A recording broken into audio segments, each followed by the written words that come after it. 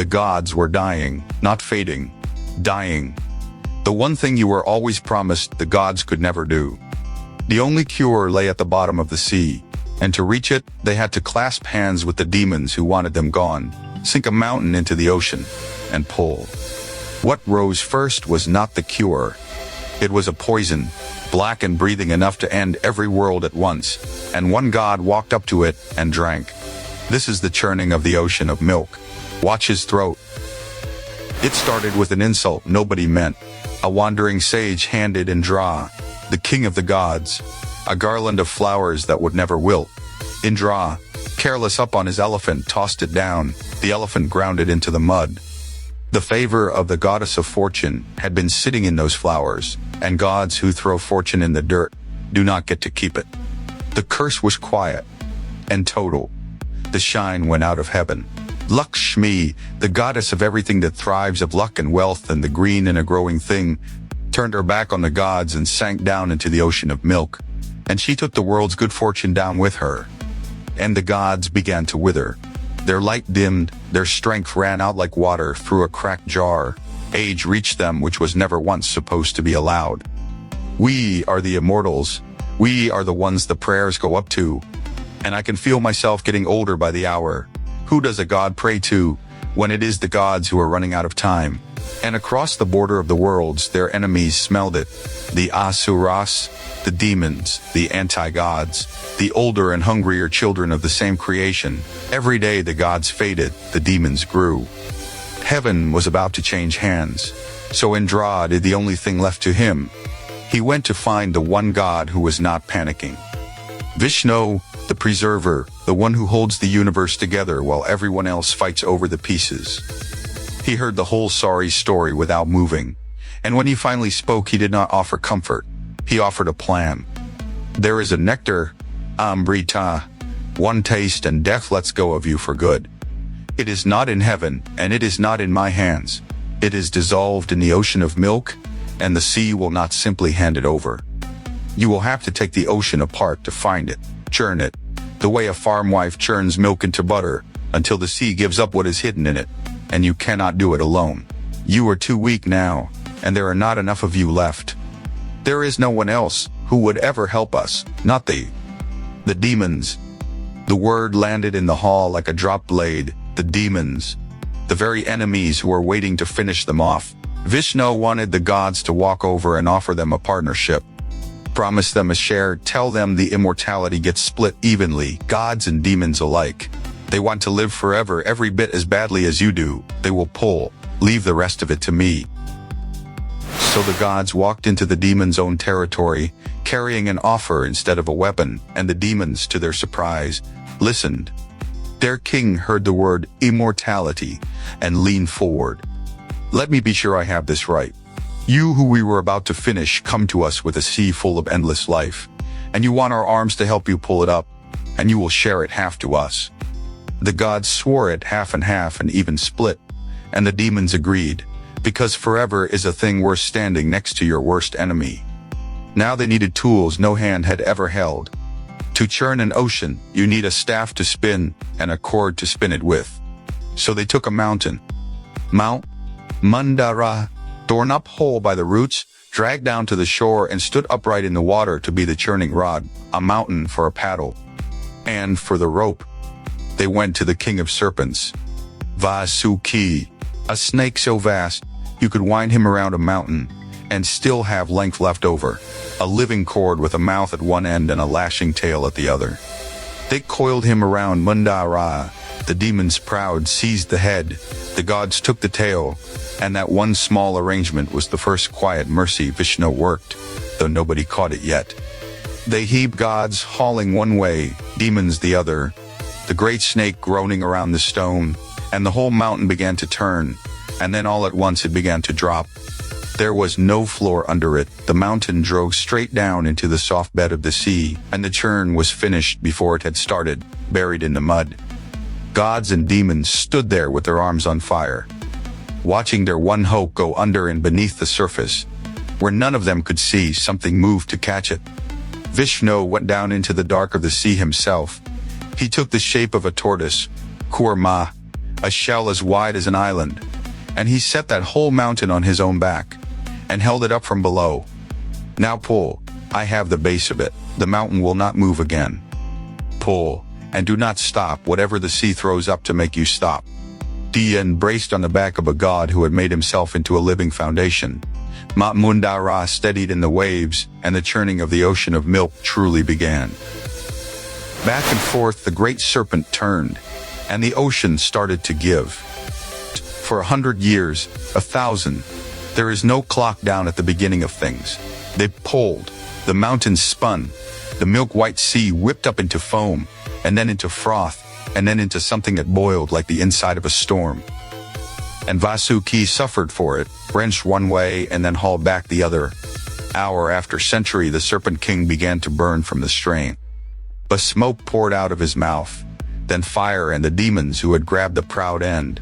The head stood right in the blast of it, scorched and half-blinded, their strength cooking out of them with every breath.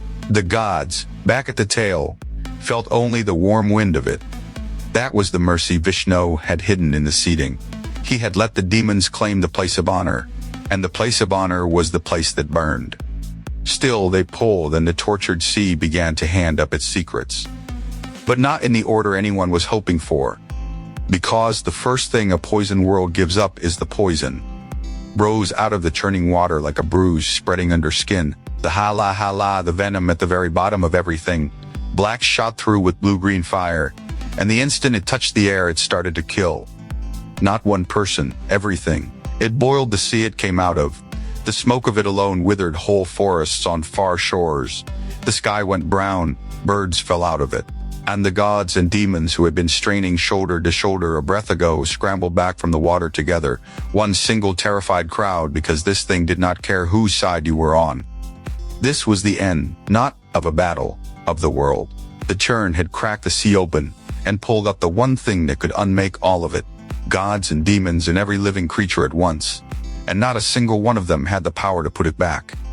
There was only one door left to knock on, and every one of them, god and demon, turned and ran the same way toward the far mountain, where the great ascetic sat alone.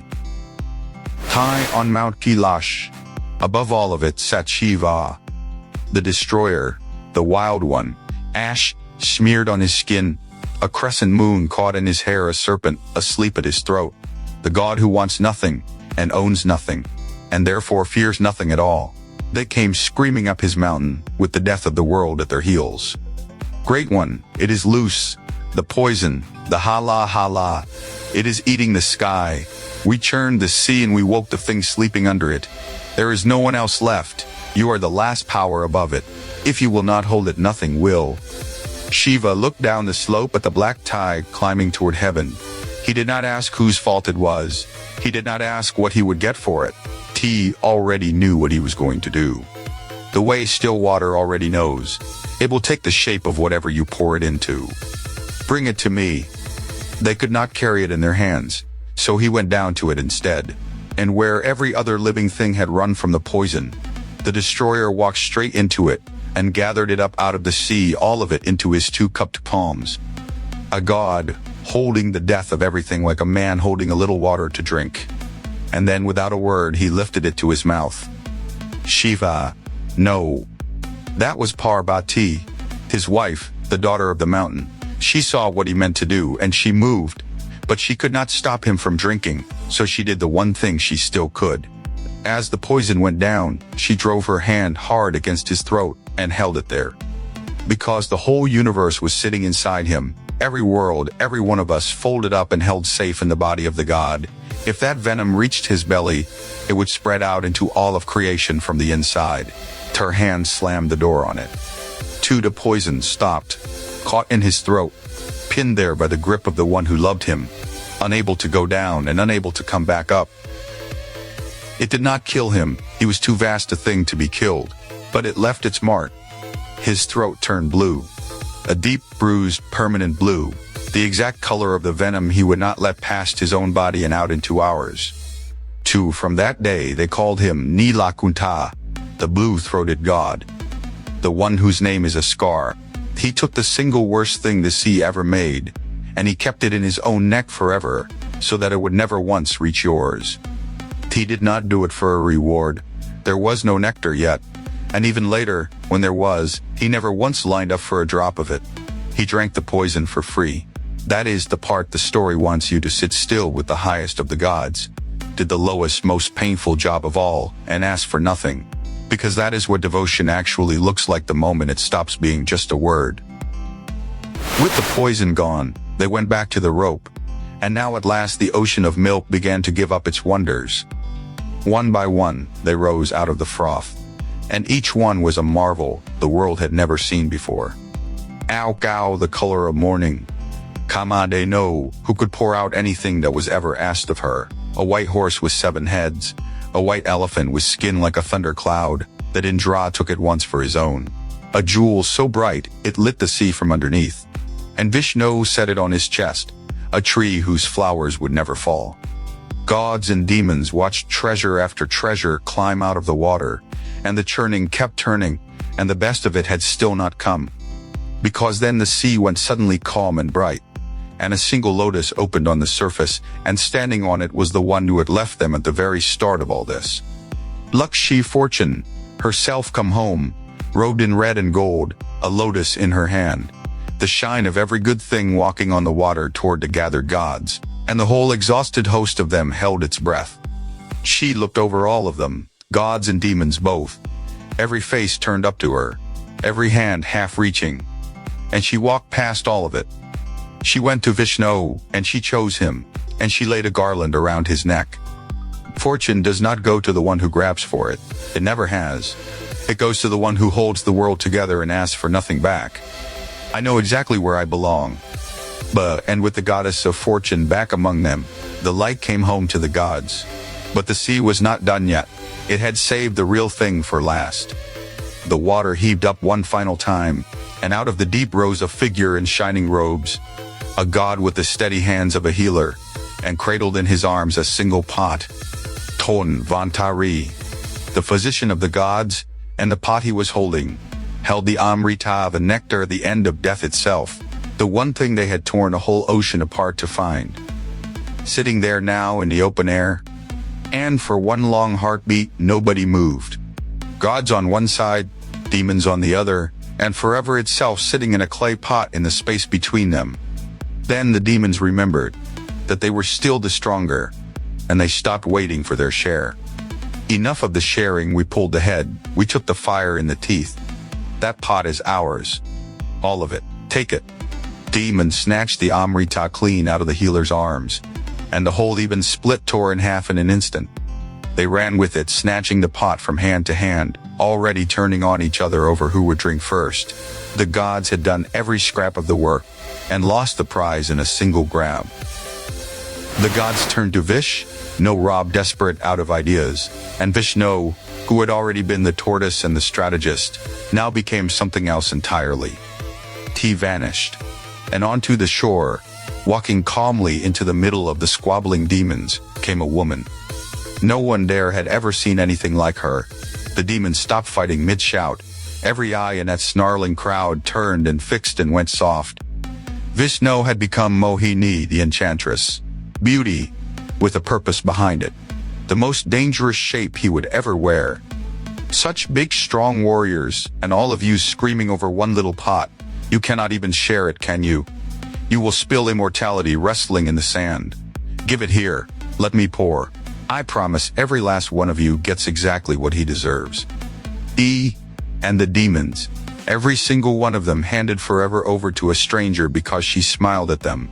They gave her the pot, they agreed to whatever she asked. They sat down right where she told them to sit.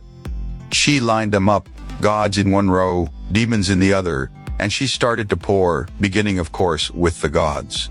She was slow and graceful, and she kept the demons' eyes fixed on her face instead of on the cup, and one by one the gods drank the nectar and felt death let go of them for good. It very nearly worked cleanly. Very nearly. But one demon was not watching her face. He slid out of his own row, changed his shape to look like a god, and sat down quietly between the sun and the moon, to steal a swallow of the nectar he was never going to be handed. And the sun and the moon saw him do it. They knew every god's face by heart. and his was wrong. They called out. Mohini moved before the warning had even finished. The nectar was already in the demon's mouth, already sliding down his throat, and the shining discus of Vishnu flashed out and took his head from his shoulders in a single clean line of light. But it was already too late to end him. The amrita had touched him. His head could not die. So it lived on, that severed head, deathless and furious, flung up into the sky as a shadow. Rahu, they call him. The head that swallows the sun and the moon, whenever he can catch them out of an old grudge that never once healed, because those two were the ones who told on him. Every eclipse, they say, is Rahu closing his jaws on the tattletales. He can never keep them. He has no throat to hold them with. But he has never, ever stopped trying. By the time the demons understood they had been served nothing but an empty promise, it was finished. The gods had drunk. Death had let them go. And the old strength came roaring back into all of them at once. The demons rushed the shore in a fury. But you cannot win a war against people who can no longer die. The gods drove them back off the edge of heaven and kept it, and the churning of the ocean of milk was finally over. So they got their immortality. The gods went back up to a heaven as shown again, with fortune restored, and death behind them. A happy ending, if you stop the story where the winners want you to stop it. But look at who actually paid for it. The gods did the grabbing, and the drinking, and the winning, but the two who gave the most got the least out of the whole affair. Vishnu never took a single drop of the nectar he arranged the entire thing to find.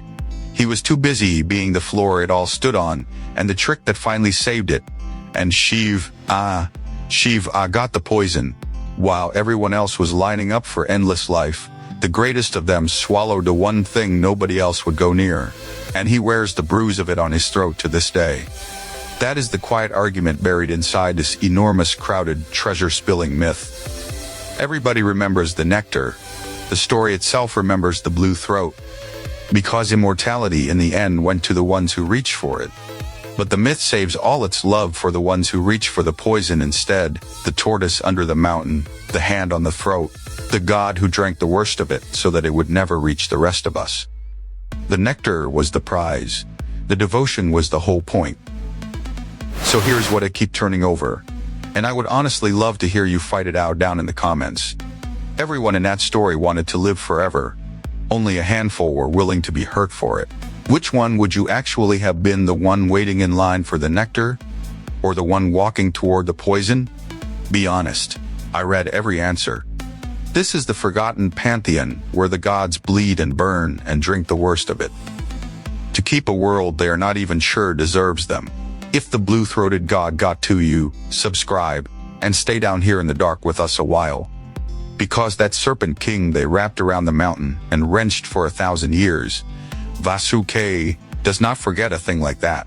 The day the serpents of the world decide to collect what the gods owe them, the sky is going to pay for all of this. That story is coming. Come back for it.